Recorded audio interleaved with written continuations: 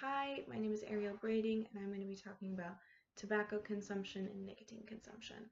This is something that I have seen throughout my life for a very long time, and especially because my great-grandmother was an addict to cigarettes and my dad was addicted to cigarettes as well.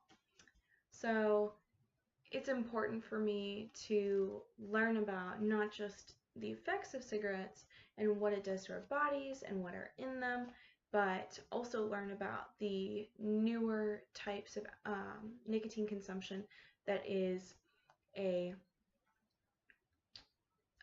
e-cig.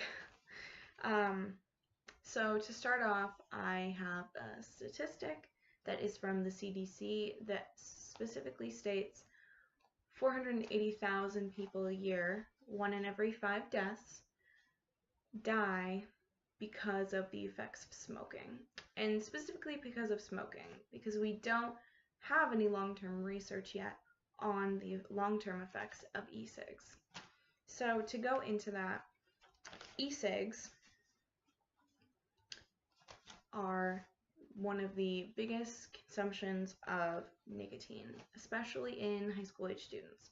So according to the CDC, 11.7% of high school students are using e-cigs, and that is about every 1 and a little more than 1 in 10 high school students.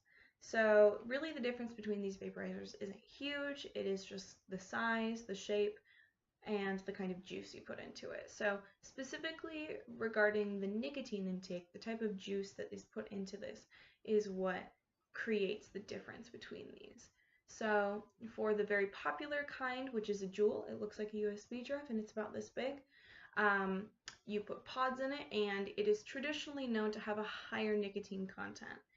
This is just because of the way it's manufactured. It is also manufactured towards teenagers, and I personally have known a good amount of people that use these Juuls, are underage, and use them to get their nicotine fix. So to move on, I'm going to talk a little bit about consuming nicotine through cigarettes. I think we've all seen cigarettes, we've all smelt cigarettes. They are these tiny little cartridges. They're not that small, they're about this small. And you put them up to your mouth, you light it, and you suck in, and it brings smoke and tobacco into your lungs. So it doesn't just bring tobacco into your lungs, it also brings 7,000 more chemicals, according to the American Lung Association. 69 of those chemicals are associated with cancer. Some of those chemicals are known as acetone, lead, and arsenic. These are found in things like nail polish remover, lighter fluid, and rat poison. So that is the kind of thing that you are consuming when you are lighting a cigarette. This is also becoming a growing factor in the amount of high school students that are consuming cigarettes as well. According to the CDC, 8.1% of high school students are or have used cigarettes in the last 30 days.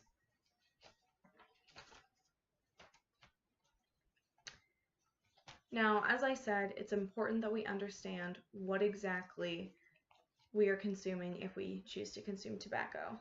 Now, I think it's important that we understand what the effects on our body are. So, according to the National Drug Association, when you consume anything with nicotine content, it increases your blood pressure, your breathing, and your heart rate.